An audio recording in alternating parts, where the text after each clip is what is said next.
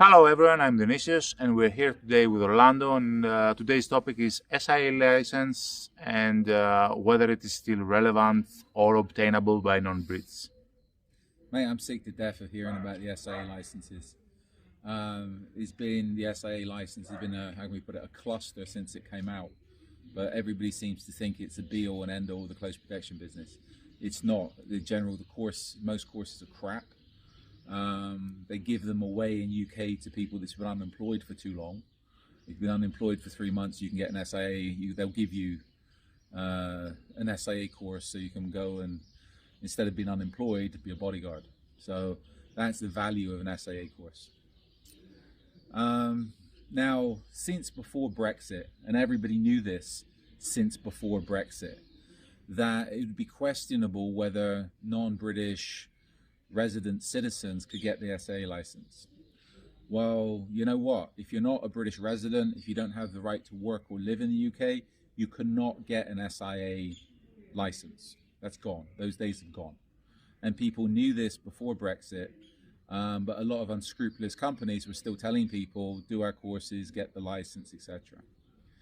Now, I understand why, I don't know, that some companies were asking for people to have SIA licenses to work in Iraq and Afghan. Even though everybody I know that's worked there has not had, or the vast majority, have never had SIA licenses or done the courses. I know there's been a lot of immigration into UK, but I still don't think a UK security guard license, which is what the SIA license is, unarmed security guard license, is particularly relevant to working in Iraq and Afghan.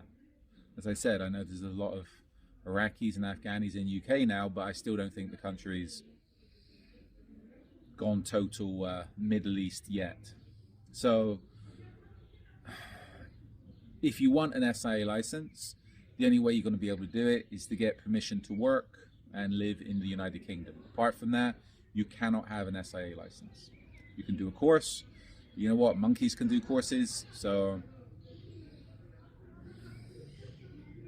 Okay, but what about people, what about professionals that believe and want to get educated, to get training? This is where, and again, it's the same as trying to get a driving license. If you want to get into the close protection business, if you want to learn to drive, you have to go to your local driving license school or your national driving license.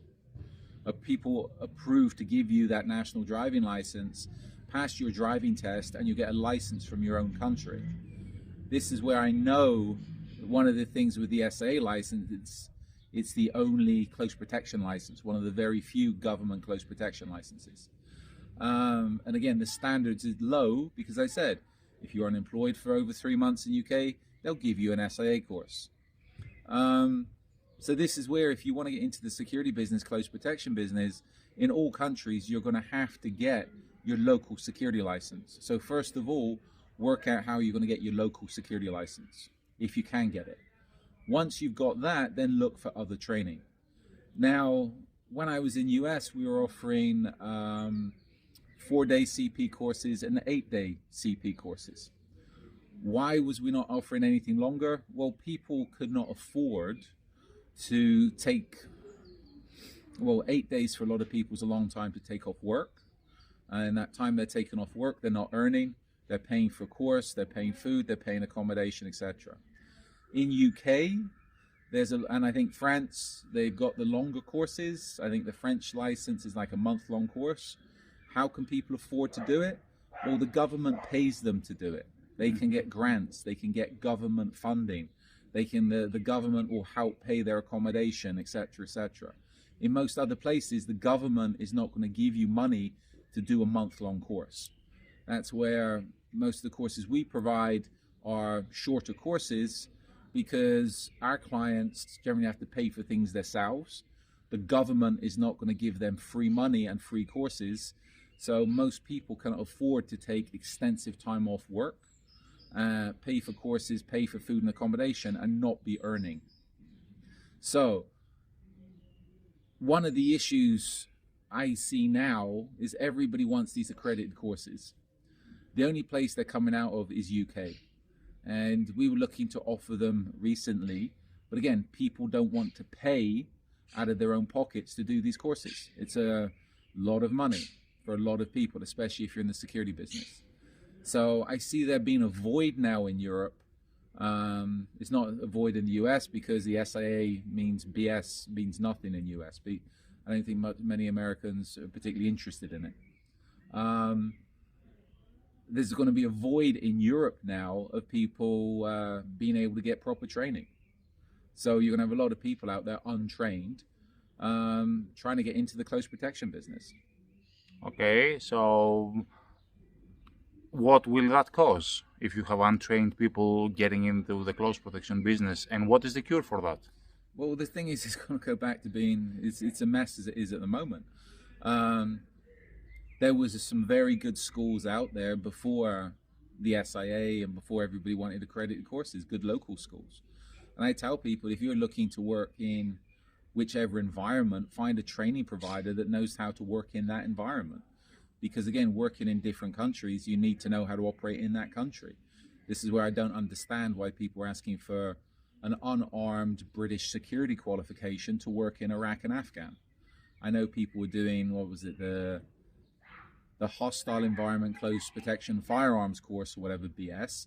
But you know what? I looked at that curriculum, whoever approved that curriculum I would say didn't know anything about firearms.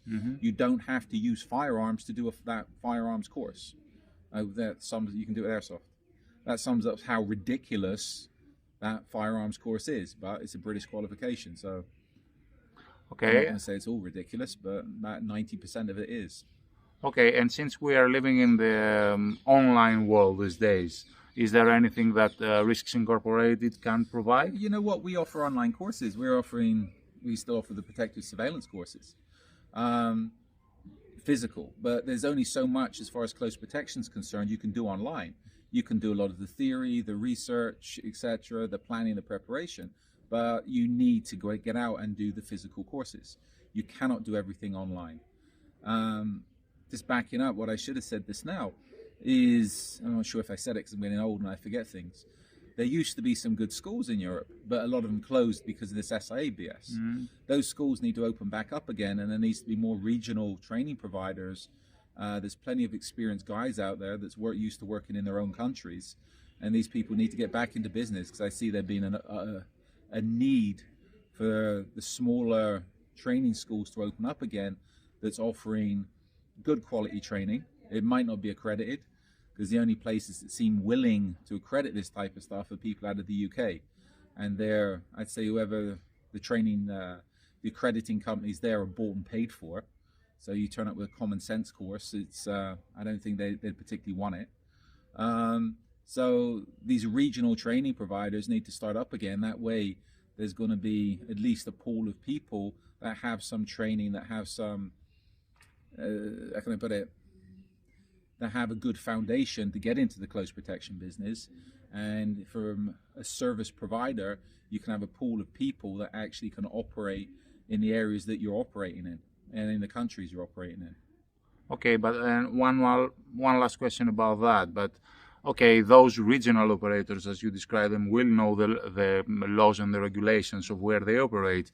But how about standardization? If everybody's teaching his own, you can. This is where everybody says standardization in the close protection business, and I've said it in books, articles, etc. The close protection business is a unique business. Providing close protection in London is going to be completely different to providing close protection in, say, Mykonos. Providing close protection in Mykonos will be different than providing it in Beijing. Providing it in Beijing is going to be different than the US. So this is where standardization of the close protection business, and then we're not talking about, okay, we specialize in low profile protection. We're not going to get into the celebrity protection, PSD, etc. So this is where I think the UK was still stuck in the colonial era when they thought that they could standardize everything and be the top. All they've done is screwed up the business. Okay. With a Mickey Mouse course that everybody wants for some reason. Maybe because they all want to be Mickey Mouse. Well, Mickey Mouse is somebody anyway.